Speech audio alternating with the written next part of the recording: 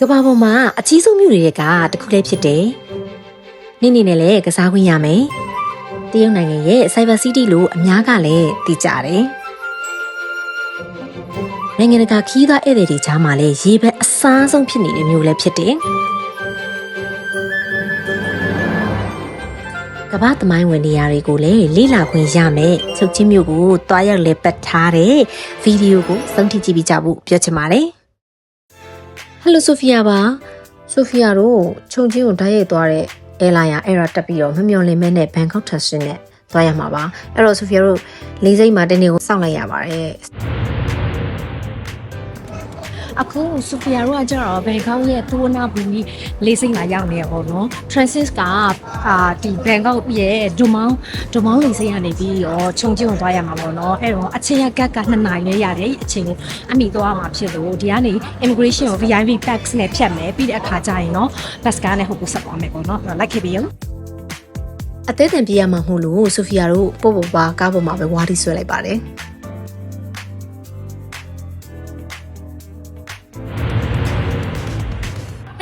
ဆိုရင်ဆိုဖီယာတို့ခြုံချင်းကိုဒေသစံတော်ချင်းမနေ့4နာရီမှာရောက်ပါတယ်ပြီးတော့အားလုံးအမှန်ကြီးဖြစ်တဲ့အတွက်ကြောင့်မို့လို့နားလိုက်ပါဦးမယ်နောက်နေ့မှထပ်တွေ့မယ် see you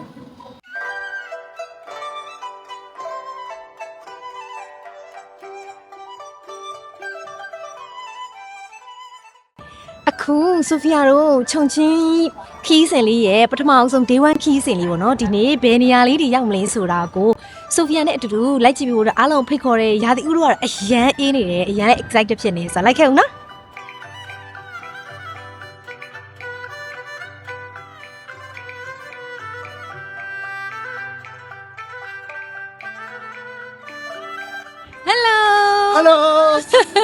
အေးနေပါတယ်ကျောင်းရှိမှဘလို့ခံစားရအောင်အရန်ကောင်းလုံးဝကိုအေးတယ်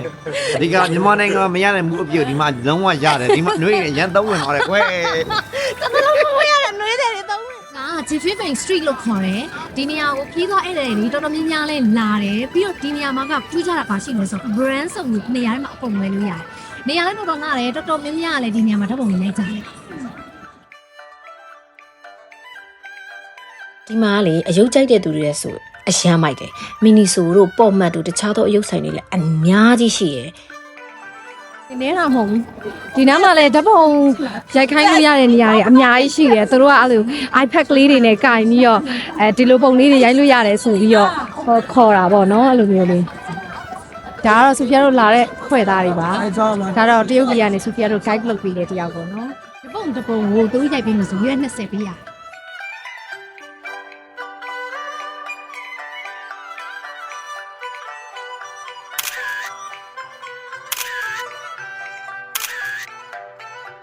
ဒါကတော့ဆိုဖီယာတို့ကိုတူကစီစဉ်ပေးထားတဲ့ကားနဲ့နေ့လက်စာသွားစားမှာပဲဖြစ်ပါတယ်။ဆိုဖီယာတို့ပထမဦးဆုံး day 1ရဲ့နေ့လက်စာစားရမယ်။ဆိုင်လေးပါ။ဆိုင်လေးကလှတော့အထက်မှာဓာတ်ပုံလေးတော့နည်းနည်းရိုက်လိုက်ပါသေးတယ်။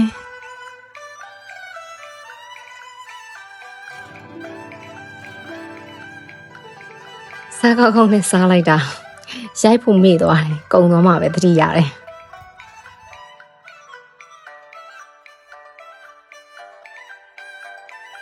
ရောက်နေရရထားမြို့တဲ့နောက်ရောက်နေပါတော့ဒီ Elizabeth Station ကခြုံချင်းရဲ့ခီးသားတွေကိုဆွဲဆောင်တဲ့နေရာအဖြစ်လို့လူသိများတယ်ပေါ့သူက2005ခုနှစ်ကနေပြီးတော့သူကစတင်ပြီးတော့ဖွင့်လှစ်လိုက်ပြီးတော့ပြည်ဆွဲခဲ့တာရထားကလည်း6လနဲ့7လကြာကိုဖြတ်ပြီးတော့မောင်းနေတယ်လို့သိရတယ်အဲ့မှာထူးခြားတာတစ်ခုရှိတယ်အဲ့ဒီရထားဖြတ်မောင်းသွားတဲ့အိမ်တွေကဘာသမ်းမှမကြားပဲနဲ့သူက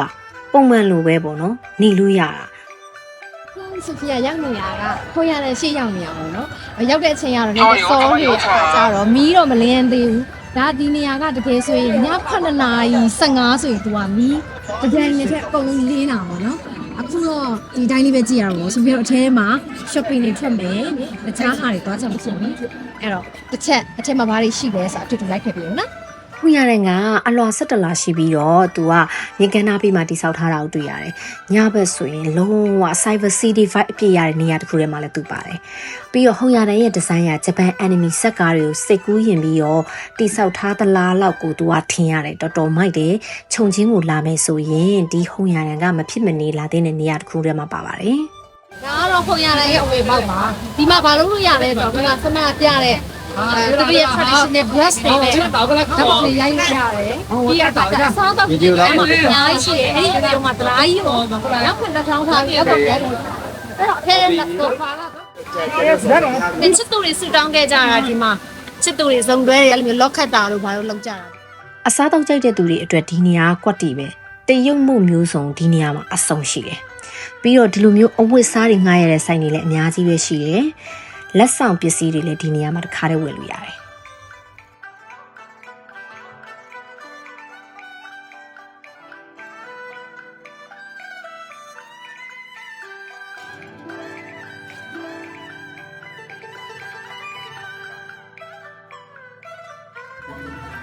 But what is this? What is this? Pork. Pork. Yes. Pork. Original. Yeah. Okay. ဟိုကလေအခုအကြံဉာဏ်ပေးခြင်းနဲ့တိလာဒီခြုံချင်းကိုလာမယ်ဆိုရင်လေဟုတ်ရတယ်ဟိုလာပြီးတော့ကျွေးရတယ် မီးပြစားဝါတယ် ပြီးဘိုက်ပြေးစုံရက်နေရကိုပြန်သွားလိုက်โอเคအဲ့ဒါဘေးကိုပဲဟုတ်ရတယ်တစ်ခုသုံးပတ်ပြီးတော့ဘာမှမဟုတ်ပဲနဲ့အမီးစားပြီးပြလာဘိုက်ပြေးသွားတာပေါ့နော်ဝယ်စားတာဆိုလို့ဒါလည်းသူဝယ်စားခဲ့တယ်အဲ့တော့ဒီဟိုရတဲ့ကိုရောက်တဲ့သူတွေနောက်ပိုင်းကျရင်လည်းအဲ့လိုလေးလုပ်ပါလို့အကြံဉာဏ်ပေးချင်ပါတယ်ကဲအဲ့တော့ဟောက်ပြစလိုက်ပါဦးနော်သူတို့လေးတွေကိုကြည့်လိုက်ပါအောင်ရိုးရဝတ်စုံလေးနဲ့တော်တော်ချစ်ဖို့ကောင်းနေကြတာ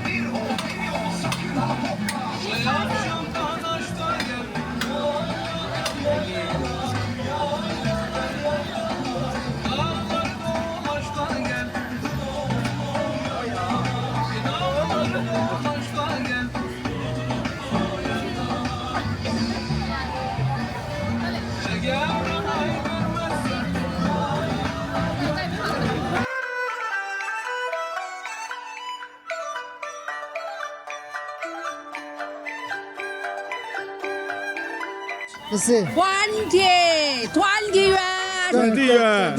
20 yuan for all Hey 20 yuan for all 人抽高了，他说人抽高了。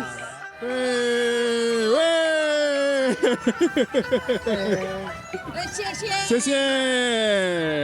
美元拜拜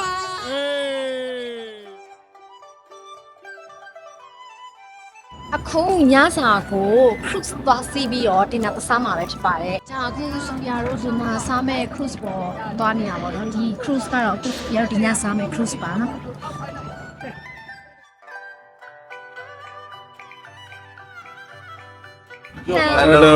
Hello 我要的 Hello 没我们放 ရှေ့ကအကောင်းဆုံးလက်လေးပါပြီးတော့ ဆက်ပါရုံတည်ဘူး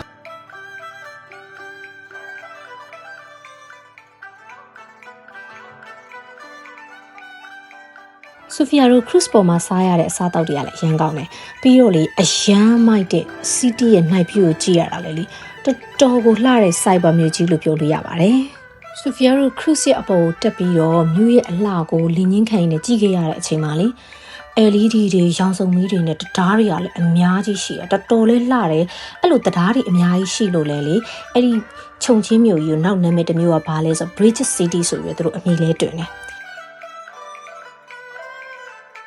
ခြုံချင်းမြို့ကိုသူတို့ရဲ့ဒီတရုတ်လူမျိုးတွေကလေသူတို့စိတ်ကူးယဉ်ထားသမျှတွေကိုထည့်ပြီးတော့ပုံဖော်ပြီးတိဆောက်ထားတယ်ဆိုပြီးတော့လည်းသိခဲ့ရတယ်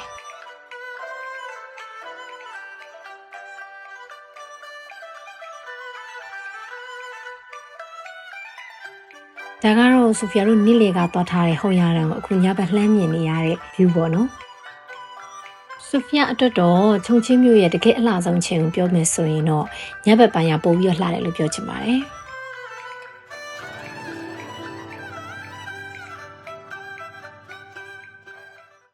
Hello morning ဒီနေ့ကတော့ခြုံချင်းရဲ့ day 2ပေါ့နော်ဒီနေ့ကတော့ခြုံချင်းမှမနေဘူးဝူလုံသွားမယ်ဝူလုံမှာတညအိပ်မယ်ပေါ့မအိပ်ခင်ဒီ hotel ရဲ့အကြောင်းလေးနည်းနည်းလေးပြောချင်တယ် hotel ကတော့မြို့လေကောင်မှရှိရပါတော့နေရထိုင်ရတာသွားလာတာလည်းအကုန်စင်ပြေတယ်ဒါပေမဲ့အခန်းကတော့ Sophia တော် normal ပဲမြန်မာနိုင်ငံကတချို့အခန်းတွေကတော့မှတော်သားတယ်လို့ပြောရမှာပေါ့နော်သူတို့ပြင်ဆင်လုပ်ပေးထားတာ breakfast ကတော့မြင်တဲ့အတိုင်းပဲထူးဆန်းတယ်ဒီ breakfast တွေကတော့ကြက်ဥပြုတ်ဒီလိုမျိုးလေးတွေပဲကြွတာပါကိုမျော်လင်ထားတဲ့အော်လိုမျိုး breakfast ကြီးမဟုတ်ဘူးပေါ့နော်အဲ့ဒါတခုပါပဲ ဟိုဟာဒီမနေ့ဆိုအသီးလေးနဲ့ဒီဒါကိုပဲကြည့်ရဒီမှာကျုပ်လေးကြော်ထားတာဒါဖတ်ထုတ်လေးထမင်းကြော်လည်းမရဘူးတဲ့ထမင်းကြော်စမ်းမရှိတော့လို့လည်းမျိုးထဲမှာငါရန်ကုန်စမ်းမယူလာခဲ့လိုက်အောင်တပည့်တရန်တိတ်လောက်ယူလာခဲ့မယ်လို့ပြောခဲ့လိုက်တယ်ပြီးရောစားတော့တယ်ရောတော့စမ်းမပြေဘူးကိုဒီပေါ်တယ် ဗာလဲကျက်ဥပြုံးစံပြုံး ပြောင်းမှု ပြောင်းပြုံး ဒီနေ့ဆိုရင်ဟောလဲရွှေပြုံဒီကစုံဥပွဲမနေ့ဆိုရန်ကုန်မှာအဲ့လိုစားနေမှာမဟုတ်လားတော့မစားတော့ဘူးစိတ်မရှိဒီနေ့ဘူးလုံသွားမယ်အရင်အေးတဲ့နေရာကို Okay. နင်းတော့တုံးမယ် ဒီနေ့အချိန်ရရင်တော့နှင်းသွားမယ်မရရင်မနေ့ဖြတ် ဒီနေ့စနေနေ့နားလည်းဟောတာလေတောင်းကြတဲ့ဝန်တော့ Okay. Okay. See you. စီဦး အခု day 2ကို Sophia တို့ check out လုပ်ပြီးတော့ဝူလုံသွားမယ်ဆိုတော့ဒီ bus guide နဲ့သွားမယ်အဲ့တော့ like ခဲ့ပြီး let's go ဝူလုံမြို့ကိုခြုံချင်းကနေ3နာရီလောက်ကစီရတယ်ပြီးတော့ဝူလုံကပို့ပြီးတော့ခြုံချင်းတက်အေးတယ်ဆိုဖီယာတို့ဝူလုံရောက်တဲ့ချိန်ကနေ့လယ်အချိန်ဖြစ်တဲ့အတွက်ကြောင့်မလို့နေ့လယ်စာအရင်စားပါမယ်တခွတ်တဖလားလေးမောမချမ်းအရင်အေးတဲ့အချိန်မှာပူပူနွေးနွေးစားရတာလည်းအရသာတစ်ခုပဲကဲအခုဆိုဖီယာတို့ရောက်နေတာကဒီ transport bus ကဝူလုံမှာရှိတဲ့ Three Bridges ဆိုတဲ့နေရာကိုရောက်နေတယ်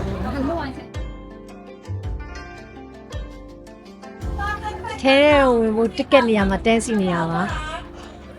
ကဲတော့အမွေလည်းထွက်တယ်တက်လားမမြင်ရလို့ကင်မရာထဲမှာလေအဲ့လိုမျိုးမြူမင်းလေးတွေလိုမျိုးမြူမိုးလေးလိုမျိုးအဲ့လိုမျိုးလေးကြာတာဖြစ်ပါ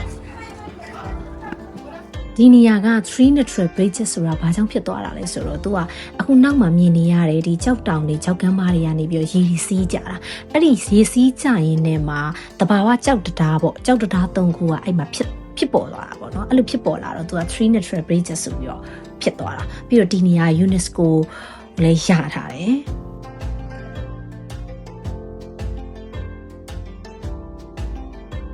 ဒီကဆိုဖီယာတို့ပြစင်းလာတဲ့ဒက်လီကာရဲ့အမြင့်ကိုပြထားတာပေါ့နော်။အဲ့ဒီဒက်လီကာမှာဆိုဖီယာသဘောကျတာတစ်ခုရှိတယ်။အဲ့ဒါဘာလဲဆိုတော့အဲမှာဝင်နေတဲ့သူတွေအကုန်လုံးမြင်ရအောင်လို့ကိုကယူလာတဲ့ဘက်မှာရှိနေတယ်ဆိုရင်အထက်ကအလုံးတွေကအဲ့လိုအကုန်လုံးမြင်အောင်လှည့်ပြီးသွားတာပေါ့နော်။အဲ့ဒီအရေးဆိုရင်အရင်တော့ကြပါနော်။ဟိုလမ်းမလျှောက်နိုင်တဲ့သူတွေအတွက်ဆိုလည်းအခုလိုမျိုးထန်းစင်သမားတွေလည်းရှိတယ်ဒီနေရာကဝူလုံရဲ့အထင်ကြီးနေရာတစ်ခုလည်းဖြစ်တယ်ပြီးတော့သူ့မှာဘာတွေရှိလဲဆိုတဘာဝရဖြစ်ပေါ်နေတဲ့ဒီရေတခွန်တွေတောတောင်တွေတောအုပ်တွေပေါ့နော်တောင်ဆောင်တွေရလေ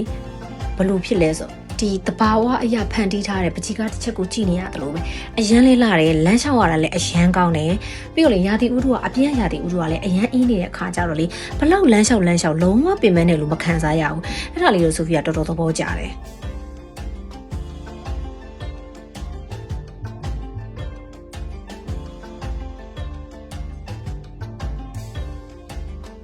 ဒီနေရာလေးဆိုရင်လေတရုတ်တိုင်းကားတဲ့ရောက်သွားသလားအောင်မရတယ်ကွယ်အောက်ကရေပြားအိုင်လေးနဲ့ငါးလေးတွေနဲ့အမှသူကလှေလေးတစ်စင်းချထားတာလေးနဲ့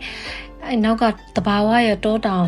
လေးနဲ့ဆိုတော်တော်ကိုလှတယ်တော်တော်ကိုစိတ်ထဲကိုအရန် peace ဖြစ်တဲ့နေရာလေးပါ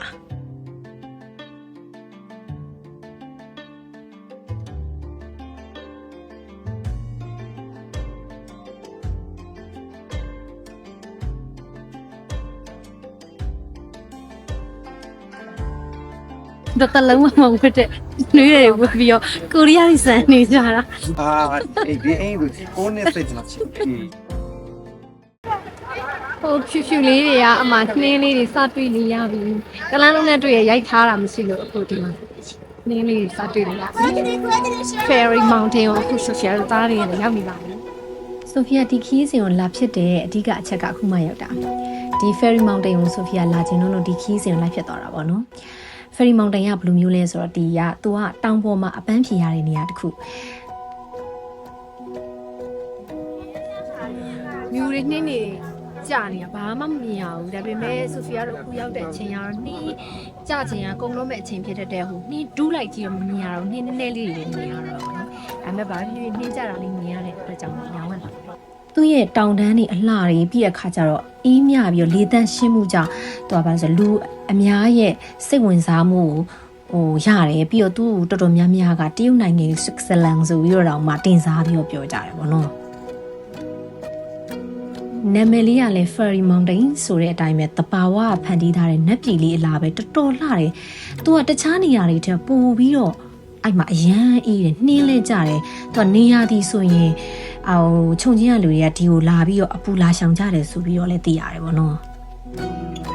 ဒါတော့ကျွန်တော်တို့တူးခိုင်နှစ်ယောက်ပါ ချစ်စရာရွယ်သမီးငယ်များပါရှင် အေးရန်တာရတယ်ကိုယ်နိုင်ငံမှာ အရင်အေးတာမှာအသေးလေးကိုစိတ်ပြီးအေးတာဆိုဖီယာတို့ဆို9ဓာတ်လောက်ဝတ်ထားတာဒီအပြင်းနဲ့နှစ်တက်အထဲမှာ3ဓာတ်9ဓာတ်ရှိတယ် အဲ့ဒါလည်းအေးတယ် အဲ့ဒါလည်းအေးနေတော့ပါပဲအဲ့တော့ဒီကိုလာမယ်ဆိုရင်တော့ဟဲ့ဒါပေမဲ့လေတစ်ခုပြောမယ်သိလားဒီကိုအခုနောက်ပိုင်းတော့လာနေတော့ဒီမှာတော့အခုတိတ်ပြီးတော့မရှိတော့ဘူးဆိုတော့တစ်လပိုင်း12လပိုင်းတစ်လပိုင်းတော့အချိန်မျိုးဆိုပို့လာတဲ့နဲ့အခုချိန်ဆိုအဲ့အချိန်ဆိုတော့ပို့ပြီးနေ့နေ့အများကြီးတွေ့ရအောင်